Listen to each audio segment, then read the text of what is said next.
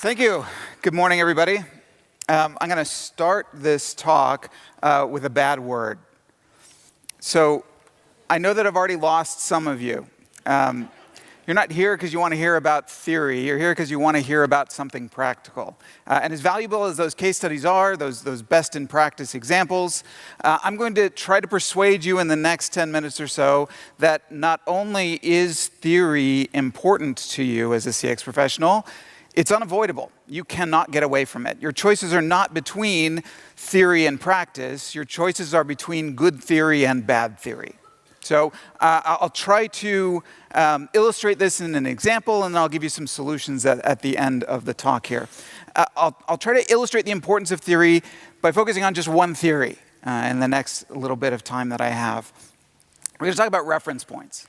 And there are a few key principles in understanding reference points that will aid you in being a better CX professional and better managing the experience that your customers have.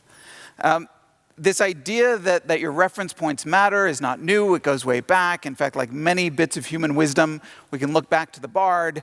Hamlet said this when talking to his friends Rosencrantz and Guildenstern. He said that his life as a prince was like a prison to him. He said, nothing is good or bad, but thinking makes it so. There's no part of human experience that is intrinsically good. It's the subjective experience that matters. That's the only reality that matters to you and your customers, is how they experience it. So when we talk about how people experience things, we get to this idea of reference points. We need to know what they're comparing it to. What is it that they're thinking about? So the first principle of reference points, this theory of reference points, is that people can't evaluate anything without a reference point. How heavy is this weight? How bright are these lights? How good is that experience? We don't know until we know what you are comparing it to. In the early 1980s, Williams-Sonoma introduced one of the very first countertop bread makers on the market. I sold it through their catalogs. It sold at $275. How do you evaluate that price if you've never seen a countertop bread maker before? If this is the first one in your experience, what do you compare that price to? Well, it's kind of like a toaster. I'm sensing kind of a toaster theme of this morning. That's a big price for a toaster. You know, it's kind of like an oven. That's a deal for an oven. How do you evaluate that price? Well, when Williams-Sonoma introduced it, they sold some. Some people bought it. Next year, same model, same price, but they also introduced another one that was a little bit bigger and cost quite a bit more. Very few people bought the larger bread maker. Sales of the smaller one doubled. Why? Well, it wasn't a controlled experiment. We can't say for sure this is what caused it. But one possible explanation is evaluating that $275 in isolation is very hard to do. But $275 is a lot less than $420. Now it seems like a deal. Another example, this one's more of a controlled experiment. This one was run at the University of Chicago. They asked a group of students what they'd be willing to pay for two different dictionaries. And here's how they were described. One was 10,000 entries, and it was in pristine condition. The other one was 20,000 entries, but there was a small tear on the front cover. People were willing to pay more for the larger dictionary, but not twice as much. So this makes sense. That's okay. They then asked two additional groups of people the same question, but they only showed them one dictionary or the other. And we see that the willingness to pay numbers flipped. Now people are willing to pay more for the smaller dictionary. Why? Well, there are two attributes that describe this dictionary, the number of entries and the condition of the cover. Which of those two attributes is more important? Number of entries, right? This describes the dictionary-ness of the dictionary. Lets you know how useful it's going to be to you as a book. But how do you evaluate that number? What's the average number of entries in a dictionary?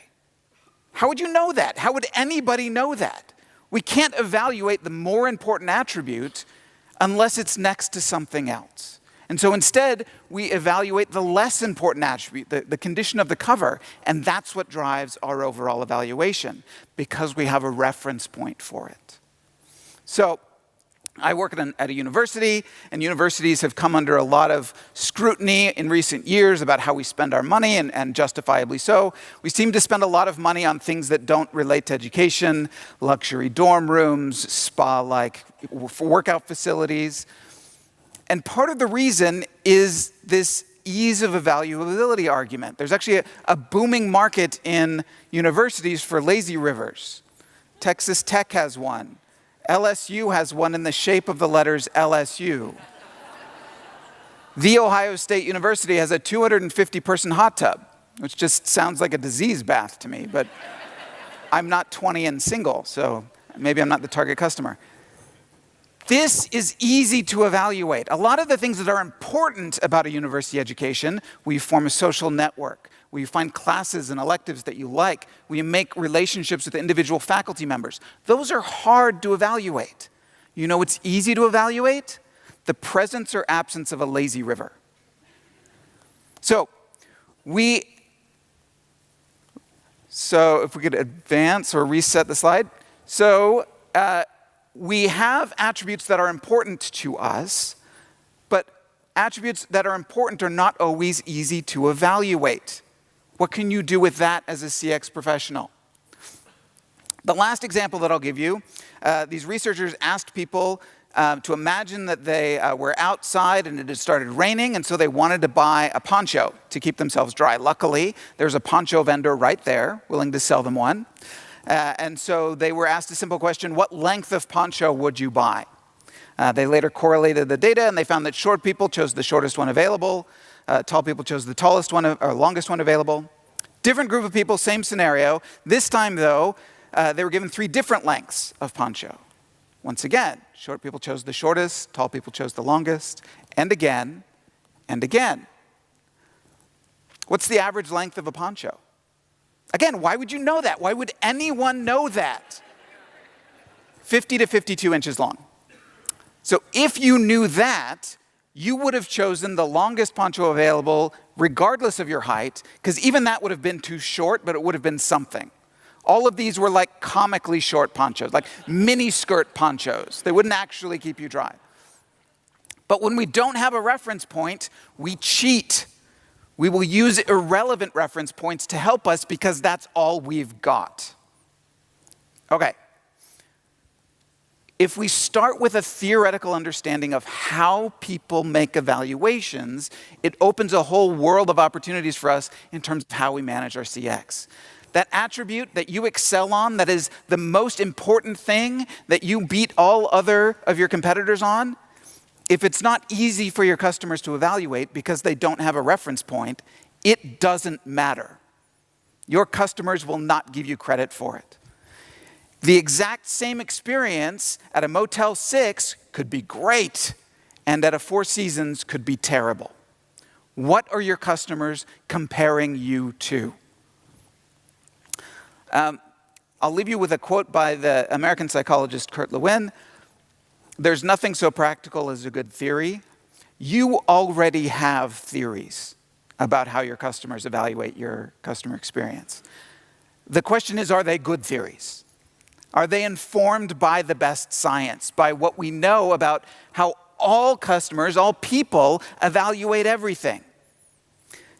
If you don't, there are opportunities for you. So we were asked not to sell you anything in these talks. I'm going to cheat on that.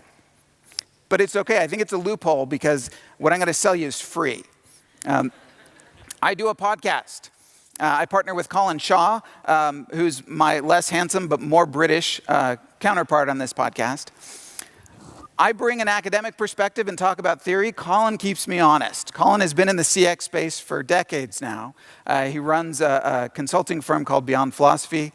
And together we talk through this. We talk through the science of the psychology and the behavioral economics of customer experience and try to provide you, this podcast is for you, you are our target audience, with the tools that you might need to do your jobs better. Don't be afraid of theory. It's your friend. Thank you very much.